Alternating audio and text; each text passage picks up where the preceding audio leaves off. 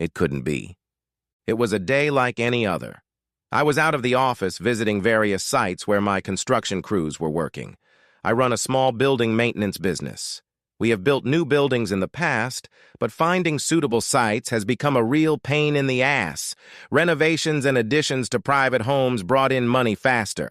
Anyway, when I got back to the office, there was some guy waiting for me. He stood up as I entered the room and asked me, "Are you Mr. Stephen George Best Harding?" "Yes, I am," I replied. I got the feeling that I knew what was coming next. We get disgruntled customers, and it's not uncommon for people to sue them. Usually, we've been able to settle things amicably. So amicably that the same dissatisfied people come back for more work. So you see, I didn't really care. There was no way I was going to let it go to court. "I have a subpoena for you, sir. You are named as a co-defendant in the divorce case of Mr. and Mrs. Powers, and I have another subpoena issued in the name of Mr. Powers, charging you with alienating his wife's affections, and there's a third one demanding back child support for the 2 children Mr. Powers claims you have borne." With these words, the fellow thrust 3 envelopes into my hand and left the office. I didn't say anything except to confirm my name. I was too shocked to say anything else. My secretary receptionist, Jean, went around her desk, took my hand, led me into the office, and sat me in a chair. Jean then picked up the phone and called my attorney. "Manny, get your ass down here to Steve's office right now. The shit has hit the fan. He's going to need you." Manny must have said something back to Jean. "I don't care what you do, you big piece of lard. Get over here right now and start earning that damn fee Steve is paying you, or I'll personally cut your damn balls off." Jean doesn't mince words. That's why I put her in charge of the office.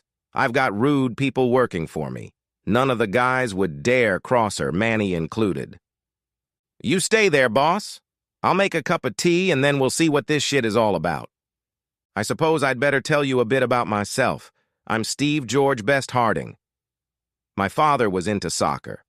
No, I never was. I couldn't kick a ball if my life depended on it. I am 35 years old, and for the past 15 years, I have been married to my Annette, the oldest of 3 sisters. We have 2 children, Rebecca, who is 5, and Christina, who is 4. No, we didn't plan on waiting this long to have kids. We started trying to have a baby from the first day of our honeymoon, and gosh, how we tried. But it turned out Annette had some sort of internal abnormality. Don't ask me. I'm not a gynecologist, for crying out loud. I didn't understand a word of it. Nothing that they couldn't get around. As a result, Annette wouldn't be able to conceive in the normal way. Once the problem was diagnosed, it was pretty easy to fix. The doctors simply pointed us in the direction of the nearest IVF center. After months of worry, the implant finally took root, and 9 months later, Rebecca was born. Immediately after giving birth, Annette returned to the clinic where she was implanted with a couple more embryos, and soon Christina joined our happy little family. Annette and I are still enjoying the, hectic sex life. I think Annette thinks that one day we will prove the doctors wrong. I'm happy to help her, although it can be quite tedious at times. Although maybe Annette just enjoys the sex. I know I enjoy it. The problem I had by then was that Annette could be described as very possessive and extremely jealous. It took years for her to get used to the idea of Jean working with me. Jean and Annette are great friends, but if Annette realizes I'm wrong, she'll go crazy. And now her sister's husband has claimed I'm the father of his 2 young children and apparently is actively suing me over it. Hell, if Annette found out about this, she'd bloody kill both her sister and me. Jean, of course, understood where the lawyer's visit would lead. Jean knows Annette and me intimately. She also knew it was all smoke, that there was no way in hell I would cheat on Annette, but the slightest hint from Annette and God knows what would happen. I think I sat in my office in a state of shock. Jean returned with a couple of mugs of tea. Then she opened 3 envelopes and read the contents, puffing and puffing as she did so. "Christ, this is bloody impossible," she exclaimed suddenly. "Steve, You haven't done anything I don't know about, have you? I looked at her. There's a damn DNA test here that proves you're the father of Emma's twins. No fucking way. What do you think?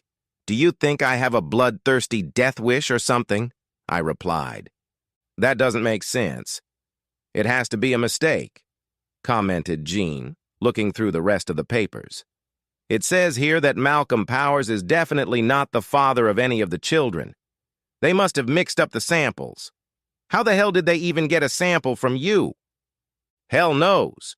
But you can get DNA from cigarette ends and beer glasses and stuff these days, can't you? That's what the police do, isn't it? I suggested. Hell no. I know where he got it. Remember a few months ago Malcolm was telling you about the bone marrow donor register. Didn't he talk you into joining it? Something about leukemia and bone marrow donation. Hell yeah, I remember. He conned most of us at the golf club into signing up for it. Sneaky bastard. He must have been looking for a DNA match. Did you mention it to Annette or anyone at home? Asked Jean. I don't think so.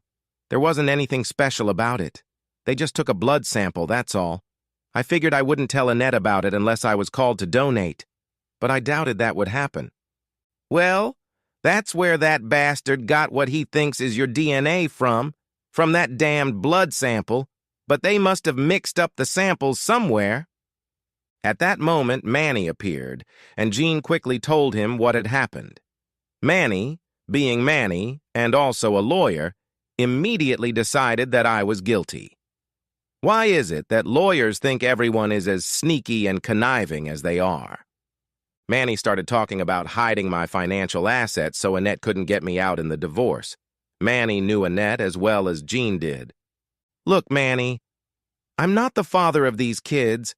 I never slept with Emma. Sorry, Jean. Haven't slept with anyone else since I started dating Annette. Well, that's not what this DNA report says, Manny objected, leafing through the papers.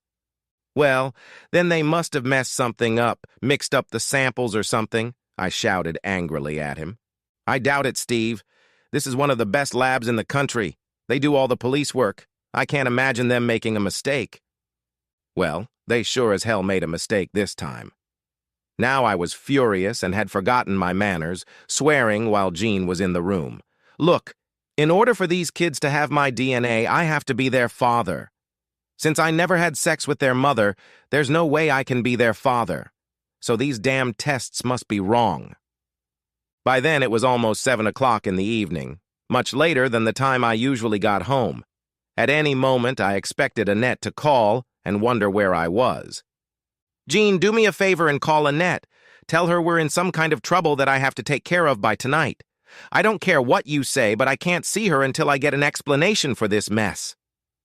Jean called Annette at home, but there was no answer. I was really worried. Annette was supposed to be home cooking me dinner tonight. Had she already found out about all this and left me without waiting to hear what I had to say? I wouldn't stand on ceremony with her. With Annette's temper, you have to act first and ask questions later. Christ, I once caught a beer in the face when the wife of one of my clients pecked me on the cheek in a pub. She was thanking me for getting the job done in the time frame it was supposed to take because they were having a family party. When the client explained everything to Annette, she was very sorry that she had misunderstood what she had seen. Annette is Irish. They can be very physical. Well, Annette often demonstrates that in bed. Jean started dialing another number. Who are you calling now? I inquired. Jean's mom. If the shit hits the fan, she'll know. Jean spoke to Annette's mother, but from what I understood, she wasn't there. My mother-in-law talked to Jean for a while longer, and Jean only said things like, and I see in response. Then she hung up. It doesn't make any sense, Jean said. Apparently Annette is with Emma because Emma's husband left her. Of course Emma knows why he left. I'll give her a call. She must have told Annette you weren't the father and Annette believed her. So it looks like your problems with Annette may end before they even begin. Oh yeah, and Emma could be lying in a pool of blood. Have you thought of that? In that case, why doesn't Annette kill you too? That's a good idea. Wait a minute, Annette would never leave the kids alone. I have to admit I was somewhat relieved, so there was a cheerfulness in my soul. Jean called out, "Oh, hi, Annette. It's Jean from the office." Steve was worried and asked where you really were. "Yes, I heard. Your mom told me. But do you know why?" "Oh, well, yeah. Steve knows too. Someone delivered a couple subpoenas here this afternoon." I couldn't believe what I was hearing. Jean was telling Annette about the subpoenas. What the hell was that girl playing a prank? "Okay, in 10 minutes. Bye." Jean hung up the phone and turned to me. "Calm down, Steve. I just realized what's going on here. But I think I'll let Annette handle this mess. Where's that bottle of whiskey you've been hiding here? I think you're going to need it." Well, there it is. If you haven't figured it out by now, you're as dumb as I am. Turns out Emma has the same problem as Annette. Apparently, it's genetics. The problem for Emma was that Malcolm Powers had the same problem. I don't know how they did it, but somehow both girls convinced someone at the IVF center to use Annette and I's spare embryos and plant them on Emma. 2 embryos were taken, and Emma gave birth to twins. And what was the outcome? Well, legally, I'm financially responsible for Emma's children. Christ, they are my children. But I'm suing the IVF clinic over it. Manny thinks we're going to rip them off. I doubt it. Malcolm and Emma eventually got back together. I just can't understand why the girls didn't involve Malcolm and I in the surrogate implantation plan from the beginning. God, I'm so glad Malcolm isn't the physical type because he towers over me. But he's an accountant. They're always thinking about money, aren't they? Annette and I are divorced. Hell, she really could have left me for dead.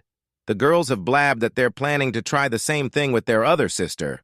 Christ, I'll be financially responsible for the damn soccer team by the time they're done. Now the question is, how long I'll be divorced from Annette. God, I love Annette. But she really needed to be taught a serious lesson. Look, being alone for a few months won't hurt me. I've put down all those women who've proposed to me since I married Annette, and she couldn't say a damn thing about it. I see the kids 2 or 3 times a week and sometimes stay with them, actually quite a bit. Yeah, you get it. Annette walks around me like she's stepping on broken glass, so I don't think she'd dare turn on me. I suppose we'll be married around Christmas. We've talked about it, and I should have enough wild oats sown by then. And of course, with any luck, I should remain the dominant partner in our marriage after that. Life goes on.